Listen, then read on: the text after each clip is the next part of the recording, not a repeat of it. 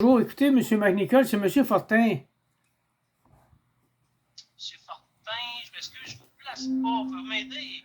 Ah, c'est M. Fortin, on s'est parlé là, au sujet de la plainte que je vous ai faite pour les inspecteurs en bâtiment. Là, on dirait que c'est tragique. Les climatiseurs? Ouais, c'est ça. OK, c'est beau. Je m'excuse, je ne vous plaçais pas. Puis là ben, vous avez de l'air d'être fâché sur ça. On s'était bien parlé pourtant. En fait, c'est que à partir du moment, Monsieur Fortin, que vous enregistrez une conversation et que vous le dites aux gens, moi, j'ai pas de problème.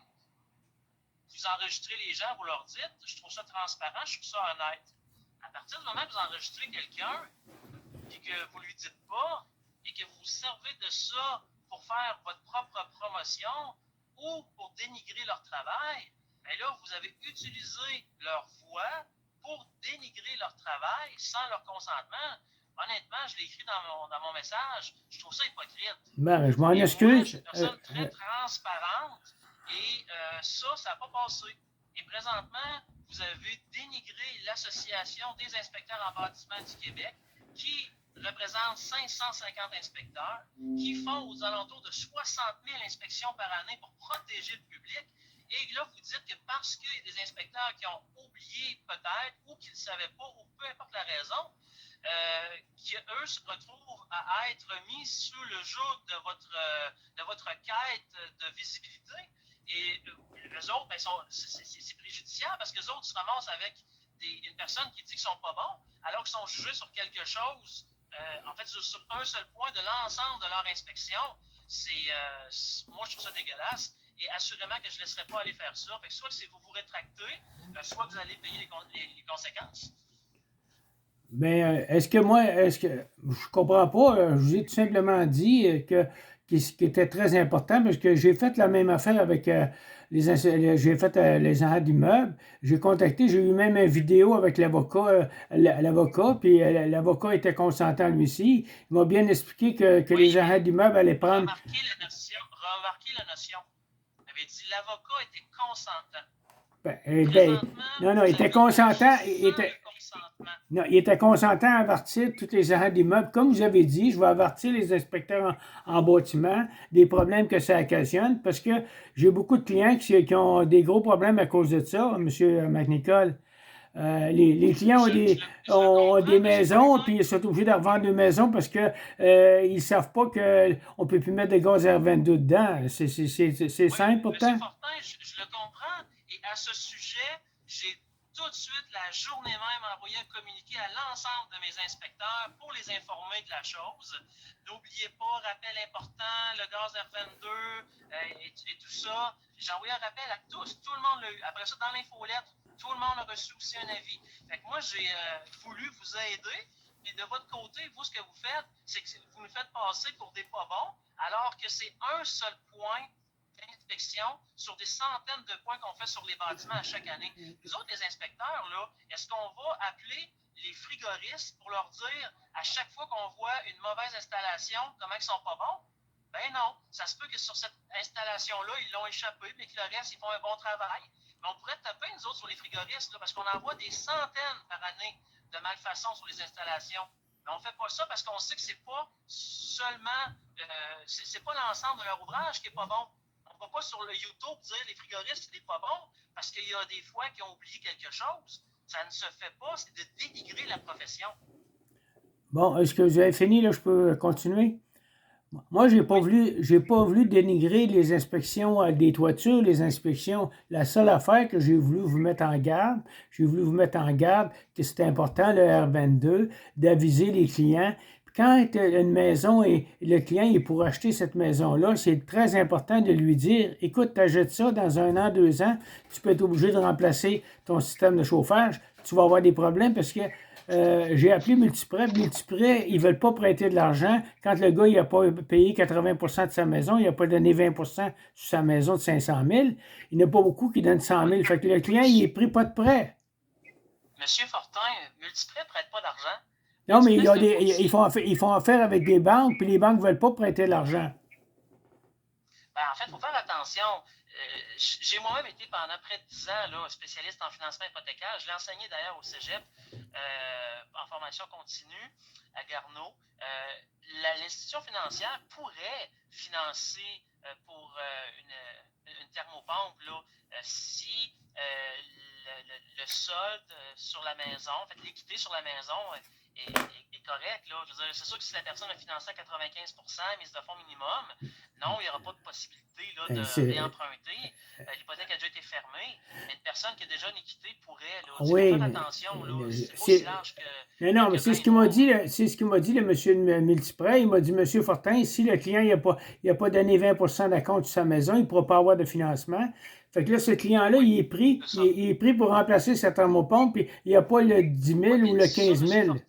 Ça, M. Fortin, je vous ai dit que je trouvais que c'était très pertinent comme propos, puis j'ai, par la suite, je me répète, là, mais par la suite, quand vous me l'avez dit, j'ai tout de suite avisé les inspecteurs, parce que je trouvais que ça avait de l'allure, votre affaire. Puis j'ai aimé que vous m'appeliez pour m'en informer, parce que là, vous avez aidé le public. Nous autres, on veut protéger le public. Fait que vous m'avez aidé, j'ai redonné un aide-mémoire aux inspecteurs pour ne pas l'oublier, pour ceux qui ne s'en rappelaient pas ou qui ne le savaient pas.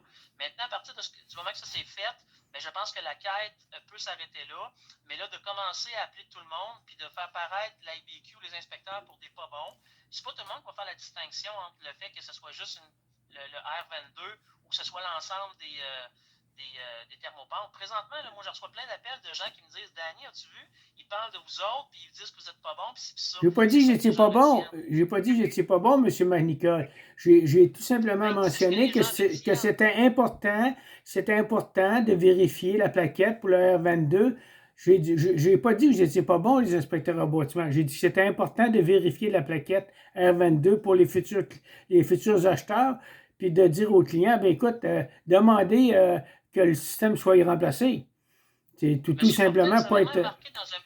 Vous avez même marqué dans un message que j'ai précieusement conservé que vous accusiez les inspecteurs de complaisance avec les courtiers immobiliers. Ben, c'est pas moi qui l'a mentionné, c'est un agent d'immeuble qui l'a dit, que j'ai contacté un agent d'immeuble, puis lui il dit les choses, ils choisissent les inspecteurs en bâtiment pour, autrement dit, faire des omissions, ne pas parler de la thermopompe, ces choses-là. C'est même un vendeur d'immeuble qui me l'a dit. Mais, Monsieur Fortin, si moi, là, j'ai connaissance d'un inspecteur en bâtiment qui pratiquerait de la sorte, donc c'est-à-dire d'obtempérer aux demandes d'un courtier immobilier pour fermer les yeux sur une problématique, il serait radié de l'Association des inspecteurs en bâtiment du Québec. Ça va aussi loin que ça. On ne peut pas accepter un comportement comme celui-là.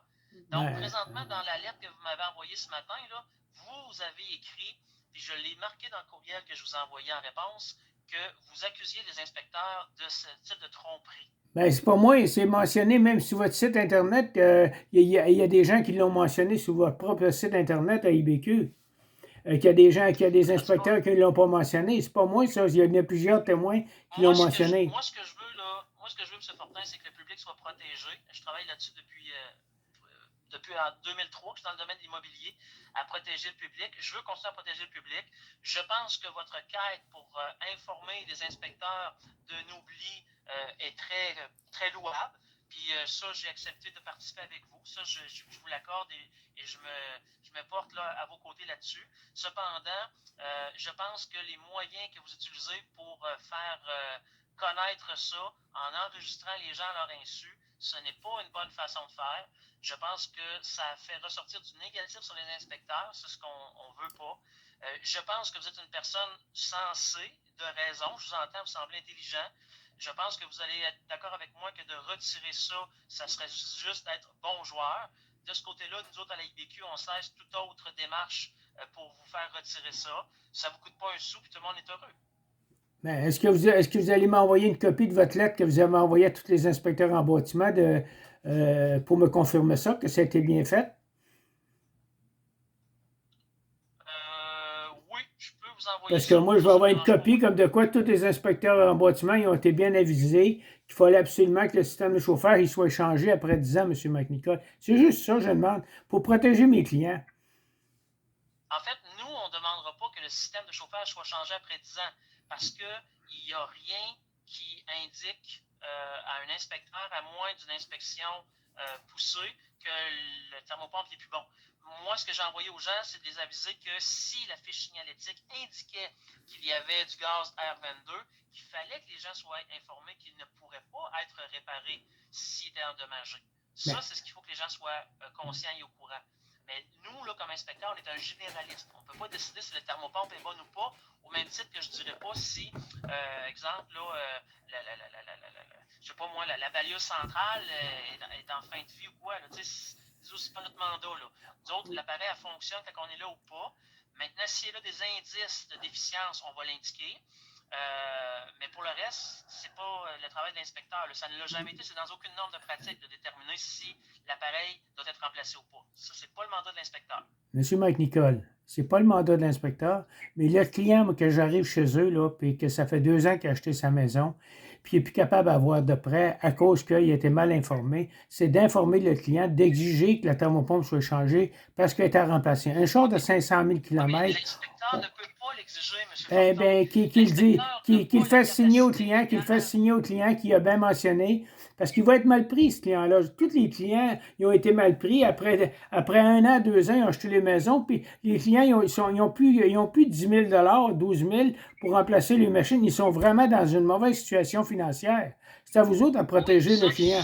Je suis d'accord, M. Fortin, puis c'est à ce sujet-là qu'on a informé les inspecteurs de ne pas oublier de l'indiquer. C'est pas tout le monde qui ne l'indiquait pas en passant. Là. Écoutez, il y avait des omissions. Il y avait des omissions. Il faut le dire. Non, Monsieur Fortin, il y a omission à partir du moment qu'il y a obligation. Si ce n'est pas dans une norme de pratique, on n'a pas d'omission. Parce qu'une erreur et une omission est basée sur une obligation. Écoutez, si on n'omet pas. Là. Écoutez, je n'ai pas omis de faire quelque chose que je n'ai pas l'obligation de faire. Ça marche pas, votre discours ne se tient pas. Monsieur McNicol, moi, j'ai poursuivi l'avocat Gilles Gravel pour une omission. Moi, j'ai 75 ans, là, j'ai poursuivi Maître Gilles Gravel pour une omission. Hein? J'ai eu un procès de 7 jours. Je peux vous dire une chose, là, que les avocats aussi ils font des omissions. Ils ne m'avaient pas dit qu'en cas de décès, si ma femme était propriétaire de la police d'assurance vie de 500 000, puis en cas de séparation, même si c'est marqué irrévocable sa police d'assurance, elle avait le droit de changer, puis lui, il avait marqué irrévocable. Il a fait une omission, puis je l'ai poursuivi au barreau du Québec. Puis je peux vous dire une chose, que le barreau du Québec, là, il protège les avocats, puis vous protégez vos membres. C'est la même chose. Mais M. Fortin, c'est parce que l'avocat a une obligation de résultat. Oui, mais l'inspecteur a une obligation de moyens. Ouais, résultat, vous êtes quand même, vous êtes le dernier que le client ait confiance. C'est à vous de dire au client, écoutez, vous allez avoir des problèmes plus tard parce qu'on ne peut plus faire de service sur ça. On n'achète pas une auto, comme je l'ai dit. Oui, et ça, je vous l'ai dit, je me suis engagé à faire en sorte que les inspecteurs aillent un aide-mémoire là-dessus, puis je l'ai envoyé. Fait que ça, c'est fait. S'ils font juste dire, elle fonctionne encore, puis c'est tout, c'est bon rien, ça. Mais l'inspecteur, dans sa norme de pratique, là, il y a des obligations, puis ça peut être lié à une erreur ou une omission. Le Bureau de normalisation du Québec a fait une nouvelle norme de pratique qui va être effective quand la réglementation de la RBQ va l'indiquer, elle n'est pas sortie. Et à ce moment-là, dans la nouvelle norme de pratique, il n'est pas plus indiqué qu'on doit nommer s'il reste une durée de vie utile restante de X années ou pas à un thermopompe. Ça n'existe pas. Mais moi, j'ai pris l'engagement que mes inspecteurs puissent avoir l'information et qu'ils puissent protéger le public en indiquant qu'il ne pourrait pas être réparé. Maintenant, on ne pourra pas ajouter des choses au nombre de pratiques qui n'existent pas déjà. Ça ne se fera pas. Mais moi, je me suis engagé au fait que mes inspecteurs protègent mieux le public et ça, c'est fait. De mon côté, c'est respecté. Je vais vous envoyer la copie de ce que j'ai envoyé aux inspecteurs, mais de votre côté, je vous le dis, là, je n'accepte pas d'avoir été enregistré, je n'accepterai plus d'être enregistré à mon insu et que vous utilisiez ma voix, mes renseignements et mes propos à l'encontre de ma volonté et contre les inspecteurs et la IBQ pour nous faire passer pour des gens que nous ne sommes pas, soit des pas bons. Nos inspecteurs sont extrêmement compétents. J'ai pas mentionné ça. Monsieur McNicol, je n'ai pas dit que j'étais pas bon. Que leur réputation, leur crédibilité soit bafouée. J'ai jamais dit que j'étais pas bon les inspecteurs en bâtiment. J'ai dit que c'était tout simplement une omission que certains inspecteurs ils disaient elle fonctionne encore. Moi, je parle pas, elle fonctionne encore. Mais c'est juste. Bon. Monsieur Fortin, je vous remercie de votre appel. Moi, je dois vous laisser parce que j'ai d'autres engagements. Oui. Je m'attends là, de votre côté à une action là, pour retirer les éléments qu'on a discutés. Puis de mon côté, ben, je me suis engagé envers vous à faire en sorte que votre cause soit présentée et va continuer à l'être débattue là, dans les mois à venir tant que je vais être présent. Merci beaucoup, M. McNichol. J'attends votre courriel. OK, merci à vous. Merci. Au revoir. Bye.